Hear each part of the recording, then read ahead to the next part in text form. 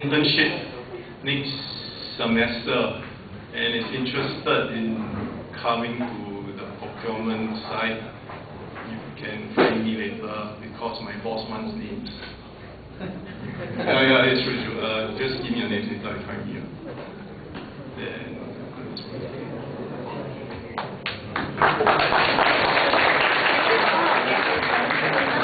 Q&A session. Feel free to ask any of our guests any questions. Or you all can submit your names to Mr. Darryl.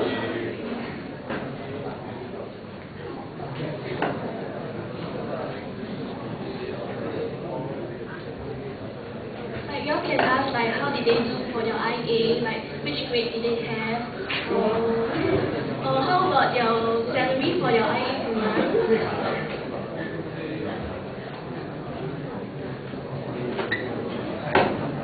One is one of the highest paid at 1.2K allowance, so if you want to come. Right, good afternoon. My name is Agung. I'm second year in MSE, of course. My question is, for those three companies, is there any basic traits for work in workplace that can be useful in IA? I mean, like attitudes or something like that. Alright, thank you. It's important to have a positive attitude and basically responsibility in your work, because it's important to attend work every day, go to work every day, because for school, right, you can don't go to school and don't go for tutorials. Yeah. But you have to, every day, if you are working, you have to come to work. So, and you have to complete your work on time, because there's always deadline schedules, meetings to be met. I think a very important thing is your willingness to learn, because sometimes you need to ask for what yourself. Like maybe because you don't have your own project, so you can always learn from others. So try to, like, you have any questions, you can just ask them. Anything you want to learn, just ask them to teach you. Basically, you just have to establish a good rapport with whoever you're working with, and you gotta put your own stubborn, selfish objectives aside, because you are working under those people, and like what Darryl said, it's not school, so you have to make sure that you're punctual. If you know, these kind of small little things, they matter, because like if let's say lunchtime is from 12 to 1, then you don't go and dilly-dally and come back at 1:30 just because you've been working there for like 3 months. It doesn't mean anything like that. You have to make sure that you have tact when you're working, and you know, you respect the people that you're working for, respect the work that you're doing, and make sure that, you know, it is yeah, you can take pride in whatever you're doing, no matter how small the job is. You never know who is going to judge you when. So just make sure that you're on your toes all the time. And like what she said, you have to ask questions.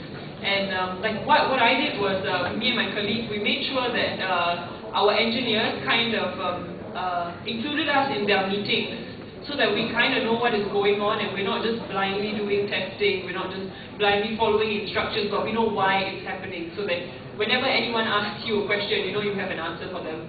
Yeah, basically that's it.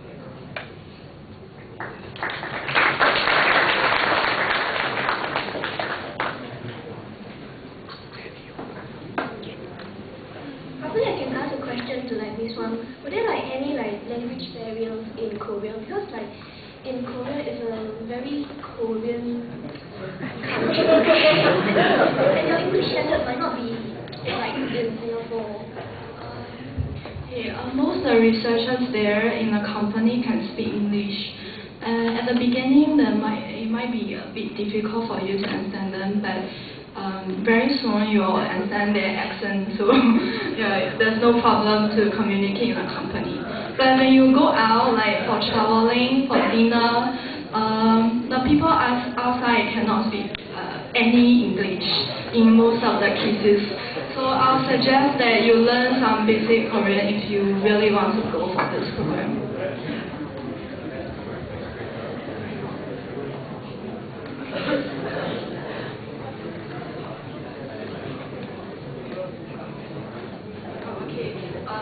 in my case, I didn't know any Korean at the point of application, but after I knew that I would be there, so I bought a textbook and learned some basic Korean before I went there.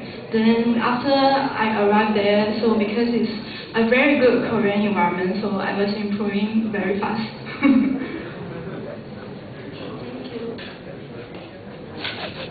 So many people at the back, can you all like ask some questions? You know, might have some queries. Hello there. Hello, good afternoon. I come from the year 2. My name is Yuan Shanqi. I have some question about the interview to the international company. For example, the Mobile or the Philips. In the interview of the in your IA interview, do you think some preparation we need to do for this interview and some skill we need to improve we will shoot for this company? Can you give me some suggestions? Thank you.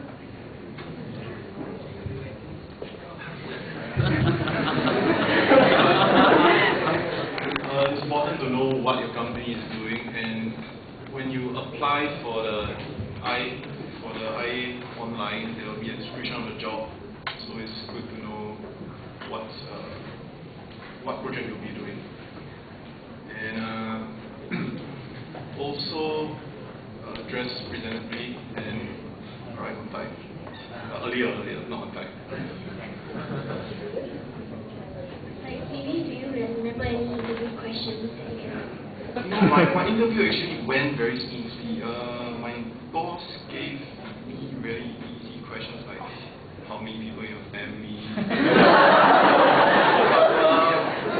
It was for Exxon the prerequisites to get in is actually quite strict now, because the HR department wants at least a GPA of 3.6 upon application. That is for IA, industrial attachment only. Then to get employed, my boss told me is at least a second upper. 3.6 at least. Thank you very much. So does it mean that when you did your internship in ExxonMobil, like you have a higher chance of like getting in? Well,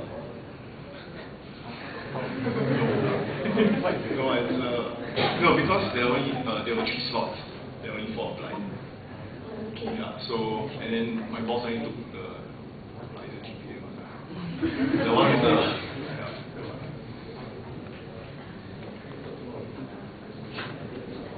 Are there any more questions from the floor? Kenneth, you look like you have a lot of questions.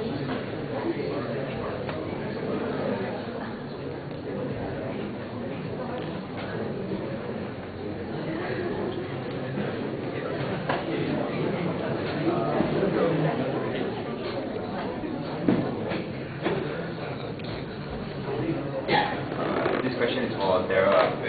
You mentioned earlier that your IA has nothing to do with material science and engineering. Yes. So does it affect your IA grade or anything? Or? Okay, just give you some background. There are a lot of jobs for interns in Exxon. Basically, as procurement, you can be in a lab, you can be in the inspection department where you go around inspecting the pipes of corrosion. You can be in the business department, which is located in Harbourfront. My job has really nothing to do with material science, but my boss told me that it's alright because not everyone can get into the material science department, which is the inspection department. So as interns, you basically, you do, I would say, pretty low-level stuff. It didn't really affect my grade, right? So but to be honest, Professor was actually very understanding that we had nothing to do with material science, and he took that into consideration. He knew that we had to do whatever job we were given.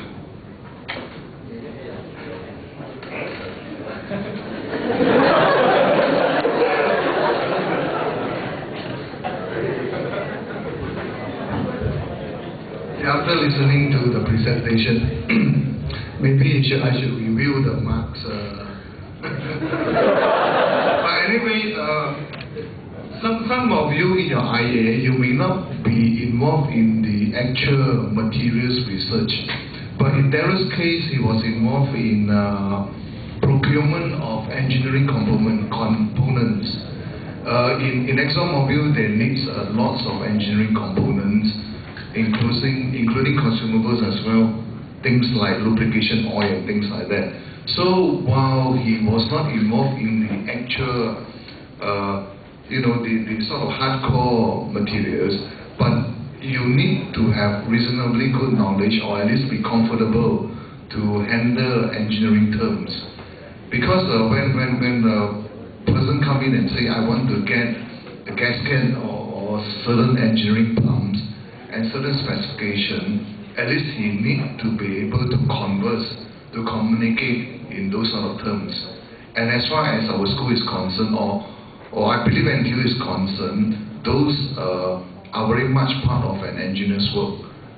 Because unless you can communicate in engineering terms, understand what the people want, then you cannot just put any sort of art students to do that work. Although the actual work itself is about procurement, but he needs to know where are the engineering vendors, whether it meets the specification or what is required. So that is very much a part of engineering work actually. In fact, some of our students go on to work as procurement engineers, and we do accept that as very much a part of engineering experience. So although Darrell said he has got nothing to do with materials engineering, what he meant was no sort of hardcore laboratory works and inspection and so on. Am I right?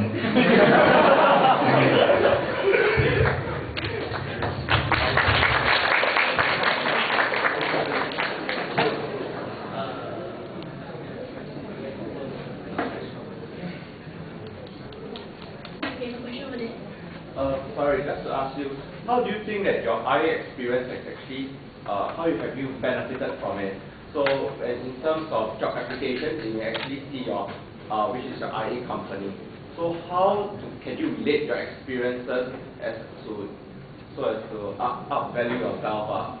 How can you actually relate it to your future employee to make yourself more employable?